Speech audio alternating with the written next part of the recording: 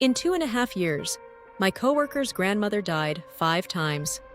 5 separate times.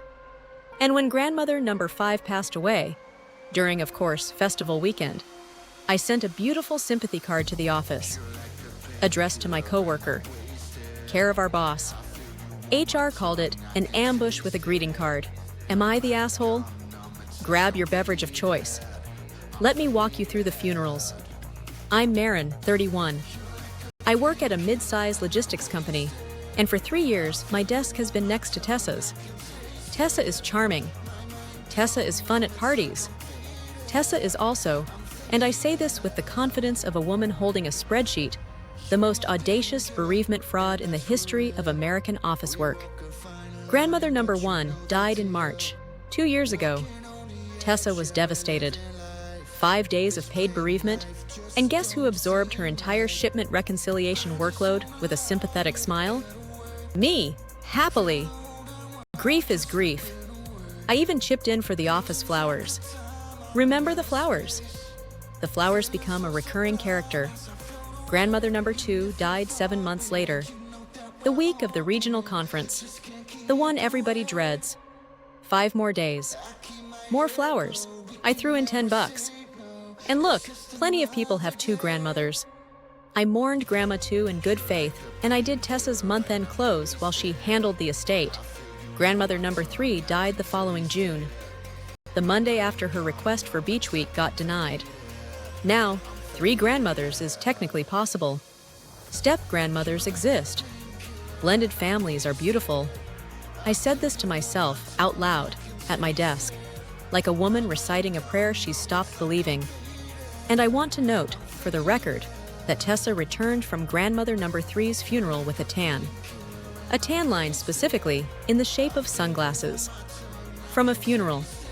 In June, I told myself grief hits everyone differently, and some people, apparently, grieve at a swim-up bar.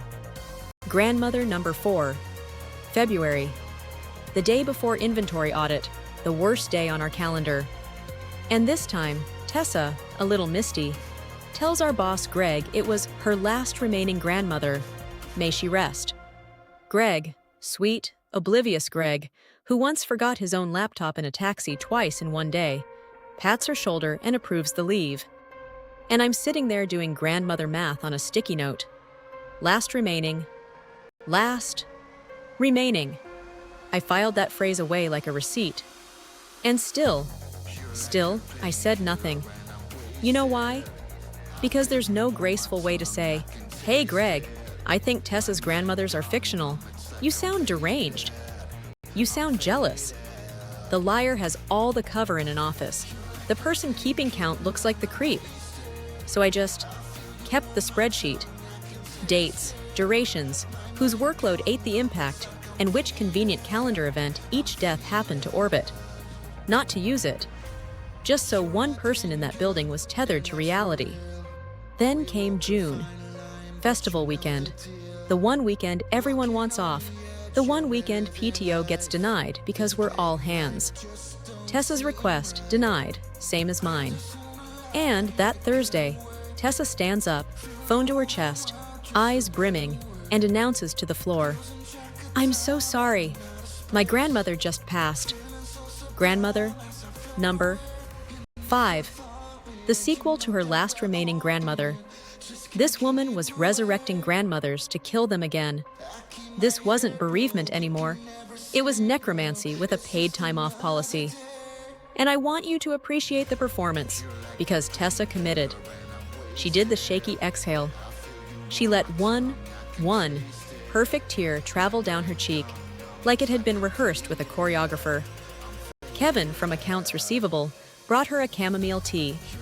Greg told her to take all the time she needed, which in Greg speak means, "I will now forget you exist until Thursday." And the whole floor did the sad eyes nod while I sat there, 4 rows of spreadsheet deep, watching a woman grieve a grandmother I could mathematically prove did not exist. You want to know the worst part? The workload didn't get redistributed. It never got redistributed.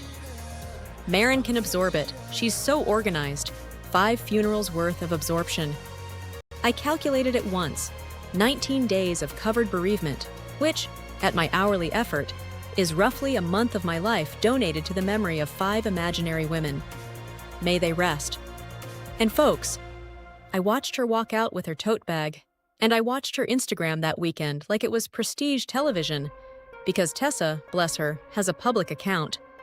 And on Saturday night at 11:47 p.m., Tessa posted a boomerang. Festival wristband. Glitter. Caption: Healing Weekend, Healing.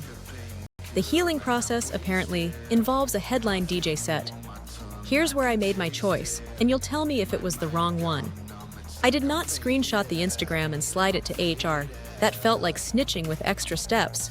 And honestly, anyone in the office could look at her public account. Instead, on Monday, I went to the drugstore. And I want you to picture me in that card aisle, because I was there for 25 minutes. I read every sympathy card they had.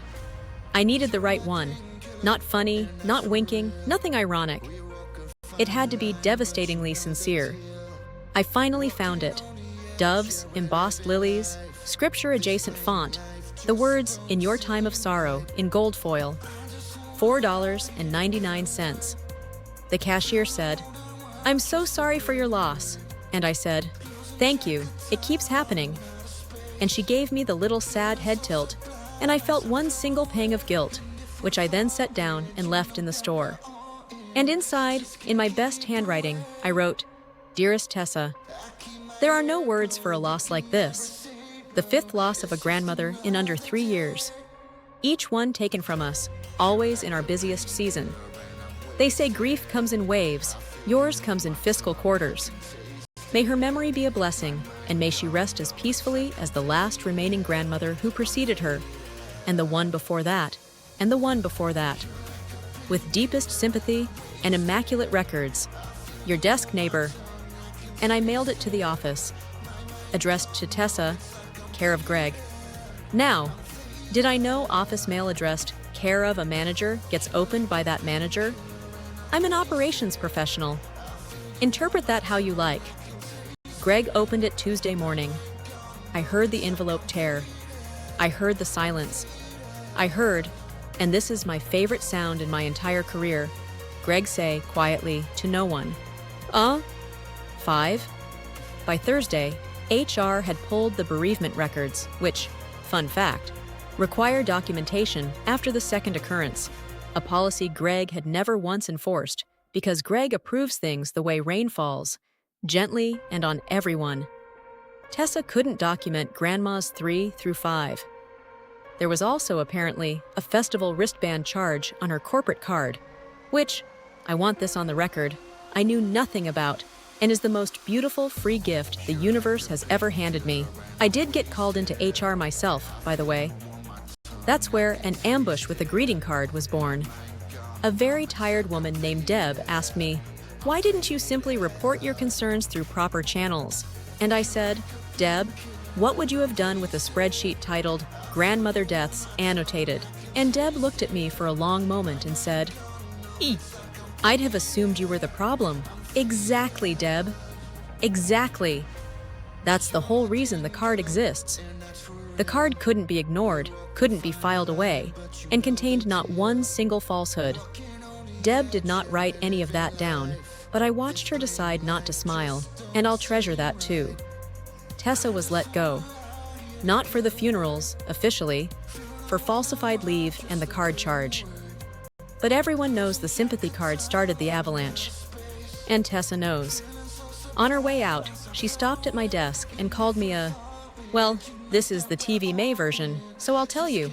She called me a vindictive bitch and said I'd ended her career over a card, to which I said, and I stand by this, "Tessa, I didn't end anything, I just wrote a very thorough condolence." Some aftermath, because offices metabolize scandal in beautiful ways. The bereavement policy is now enforced to the letter. Documentation after the second occurrence, no exceptions. And everyone calls it the Tessa Clause, openly, including in meetings, including once by Greg, who then looked briefly haunted. The office flower fund, the one I'd been chipping into for fictional funerals, got a full audit, Kevin from Accounts Receivable, who brought the chamomile tea, took it hardest. He went around for a week saying I comforted her like a man questioning everything. And Tessa? Tessa's LinkedIn now describes her as a resilience coach. Her banner says, I help people navigate loss. I did not laugh alone at my desk for 4 minutes when I found that. Okay, I did. Immaculate records, remember? Now, the verdict debate, because my own household is split. The case against me, and it's real. I never once went through the front door.